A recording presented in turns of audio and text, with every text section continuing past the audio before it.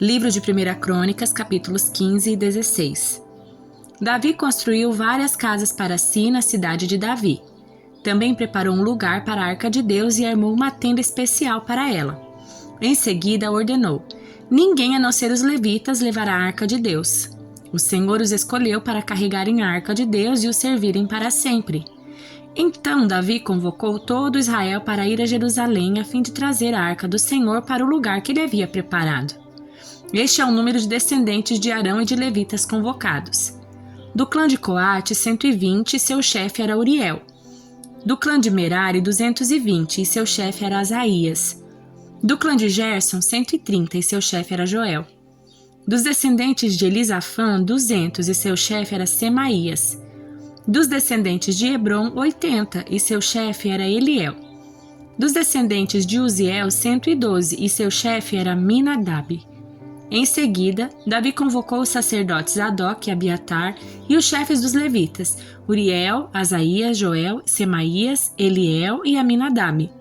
Disse-lhes: vocês são os chefes das famílias levitas.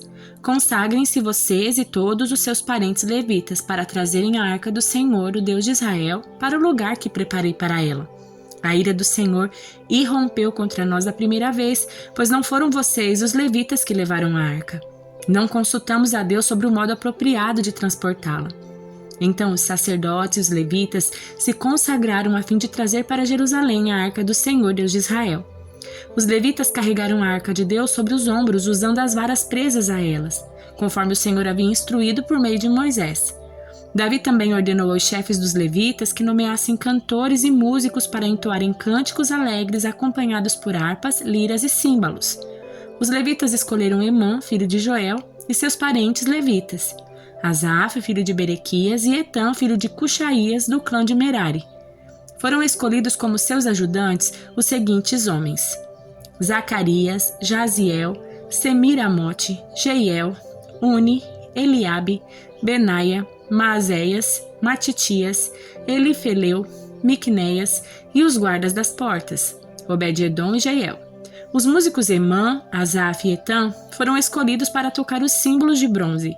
Zacarias, Aziel, Semiramote, Jeiel, Uni, Eliabe, Maazéias e Benaia foram escolhidos para tocar as harpas em tons agudos.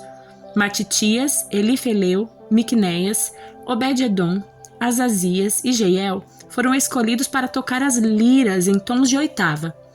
Quenaías, chefe dos levitas, foi escolhido para dirigir o canto, pois tinha habilidade para isso. Berequias e Eucana foram escolhidos para cuidar da arca. Sebanias, Josafá, Natanael, Amazai, Zacarias, Benaia e Eliezer, todos sacerdotes, foram escolhidos para tocar as trombetas enquanto iam à frente da arca de Deus. Obed-edom e Jeías também foram escolhidos para cuidar da arca. Então Davi, as autoridades de Israel e os generais do exército foram à casa de Obed-edom a fim de trazer a arca da aliança do Senhor para Jerusalém com grande celebração. E como Deus estava claramente ajudando os levitas enquanto carregavam a arca da aliança do Senhor, ofereceram como sacrifício 7 novilhos e 7 carneiros. Davi vestia um manto de linho fino, assim como os levitas que carregavam a arca, os músicos e Quenanias, o dirigente do canto. Davi também vestiu um colete sacerdotal. Assim, todo Israel trouxe a arca da aliança do Senhor com gritos de alegria, ao som de trombetas, cornetas, símbolos, harpas e liras. Enquanto a arca da aliança do Senhor entrava na cidade de Davi, Mical, filha de Saul, olhava pela janela. Quando viu o rei Davi saltando e rindo de alegria, encheu-se de desprezo por ele. Trouxeram a arca de Deus e a colocaram dentro da tenda especial que Davi tinha preparado para ela. Em seguida, apresentaram a Deus holocaustos e ofertas de paz. Quando Davi terminou de oferecer os holocaustos e ofertas de paz, abençoou o povo em nome do Senhor. Depois, para cada homem e mulher em todo Israel, deu um pão, um bolo de tâmaras e um bolo de passas. Davi nomeou os seguintes levitas para servirem diante da arca do Senhor, invocarem as bênçãos dele e darem graças e louvarem o Senhor, o Deus de Israel. Asaf, o chefe do grupo, tocava os símbolos. Depois dele vinha Zacarias, seguido de Jeiel, Semiramote, Jeiel, Matitias, Eliabe, Benaia, Obed-edom e Jeiel, que tocavam harpas e liras. Os sacerdotes Benai e Jaziel tocavam trombeta continuamente diante da arca da aliança de Deus. Naquele dia, Davi encarregou Asaf e seus parentes levitas de louvarem com ação de graças ao Senhor. Deem graças ao Senhor e proclamem seu nome. Anunciem entre os povos o que ele tem feito. Cantem a ele, sim, cantem louvores a ele. Falem a todos de suas maravilhas. Exultem em seu santo nome. Alegrem-se todos os que buscam o Senhor. Busquem o Senhor e sua força, busquem sua presença a todo tempo. Lembrem-se das maravilhas que ele fez, dos milagres que realizou e dos juízos que pronunciou. Vocês que são filhos de seu servo Israel, descendentes de Jacó, seus escolhidos. Ele é o Senhor nosso Deus. Vemos sua justiça em toda a terra. Lembrem-se de sua aliança para sempre, do compromisso que ele firmou com 1000 gerações. É a aliança que fez com Abraão e o juramento que fez a Isaque. Ele a confirmou a Jacó por decreto ao povo de Israel como aliança sem fim. Darei a vocês a terra de Canaã como porção da sua herança. Assim declarou quando vocês ainda eram poucos, um punhado de estrangeiros em Canaã. Vagaram de uma nação a outra, de um reino a outro, e no entanto ele não permitiu que ninguém os oprimisse, e em seu favor repreendeu reis. Não toquem em meu povo escolhido, não façam mal aos meus profetas. Toda a terra cante ao Senhor. Proclamem todos os dias a sua salvação. Anunciem a sua glória entre as nações. Contem a todos as suas maravilhas. Grande é o Senhor, digno de muito louvor. Ele é mais temível que todos os deuses. Os deuses de outros povos não passam de ídolos, mas o Senhor fez os céus. Glória e majestade o cercam. Força e alegria enchem sua habitação. Ó nações do mundo, reconheçam o Senhor. Reconheçam que o Senhor é glorioso e forte. Deem ao Senhor a glória que o seu nome merece. Tragam ofertas e venham à sua presença. Adorem ao Senhor em todo o seu santo esplendor. Toda a terra trema diante dele. O mundo permanece firme e não pode ser abalado. Alegrem-se os céus e exultem a terra. Digam entre as nações, o Senhor reina. Deem louvor o mar e tudo que nele há. Os campos e suas colheitas gritem de alegria. As árvores do bosque exultem diante do Senhor, pois ele vem para julgar a terra. Deem graças ao Senhor porque ele é bom. O seu amor dura para sempre. Clamem, salva-nos, ó Deus da nossa salvação. Reúne-nos e livra-nos das nações para darmos graças ao teu santo nome, para nos alegrarmos no teu louvor. Louvem o Senhor, o Deus de Israel, que vive de eternidade a eternidade. Todo o povo disse em alta voz: Amém, e louvou o Senhor. Davi providenciou que Asaf e seus parentes levitas servissem continuamente diante da arca da aliança do Senhor e cumprissem seus deveres de cada dia. Faziam parte desse grupo Obed-Edom, filho de Jedutum, Oza e 68 levitas que eram guardas das portas. Enquanto isso, Davi deixou os sacerdotes Zadok e seus parentes no tabernáculo do Senhor, no lugar de adoração em Gibeon, onde continuaram a servir diante do Senhor. Todas as manhãs e todas as tardes ofereciam holocaustos ao Senhor no altar separado para essa finalidade, em obediência a tudo o que estava escrito na lei do Senhor, conforme ele tinha ordenado a Israel. Davi também designou Emã, Jedutum e outros escolhidos por nome para darem graças ao Senhor, por seu amor dura para sempre. Acompanhavam os cânticos de louvor a Deus com trombetas, símbolos e outros instrumentos. Os filhos de Jedutum foram nomeados guardas das portas. Então todos voltavam para casa e Davi também voltou para abençoar sua família. Salmo de número 90. Senhor, tu tens sido nosso refúgio ao longo das gerações. Antes que os montes nascessem, antes que formasses a terra e o mundo, de eternidade a eternidade, tu és Deus. Fazes as pessoas voltarem ao pó quando dizes: retornem ao pó, mortais. Para ti 1000 anos são como um dia que passa, breves como algumas horas da noite. Arrastas as pessoas como numa enchente, elas são como sonhos que desaparecem. São como a grama que nasce pela manhã brota e floresce, mas à tarde murcha e seca.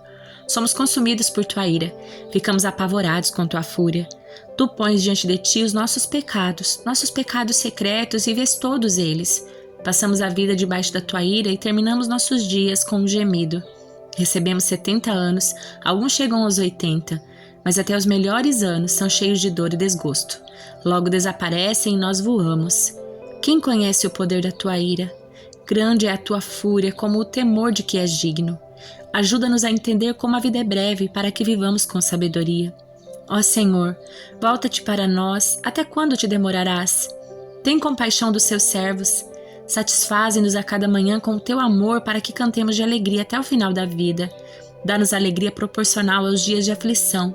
Compensa-nos pelos anos em que sofremos.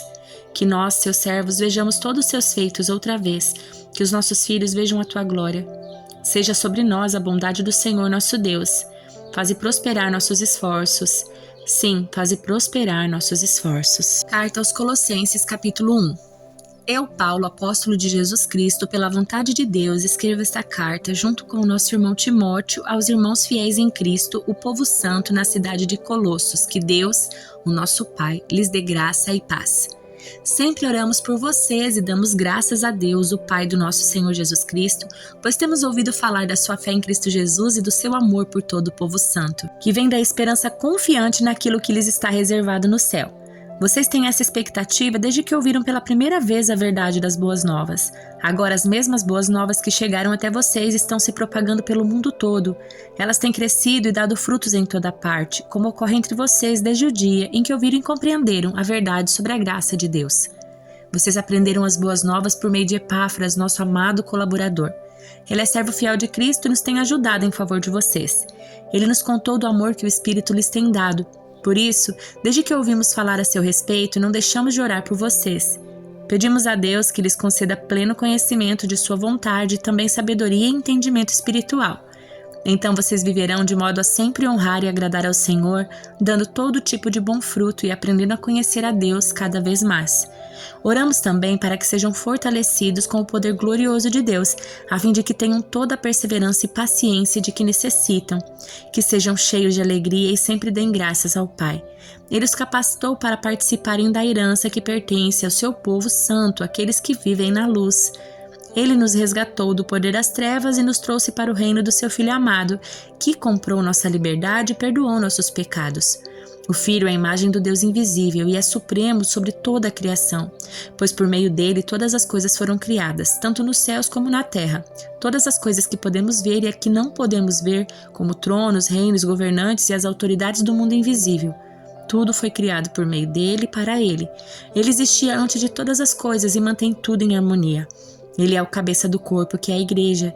Ele é o princípio supremo sobre os que ressuscitam dos mortos. Portanto, ele é o primeiro em tudo.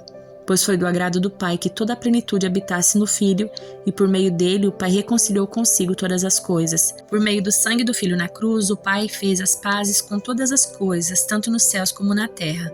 Isso inclui vocês que antes estavam longe de Deus, eram seus inimigos, separados dele por seus maus pensamentos e ações. Agora, porém, ele os reconciliou consigo por meio da morte do Filho no corpo físico.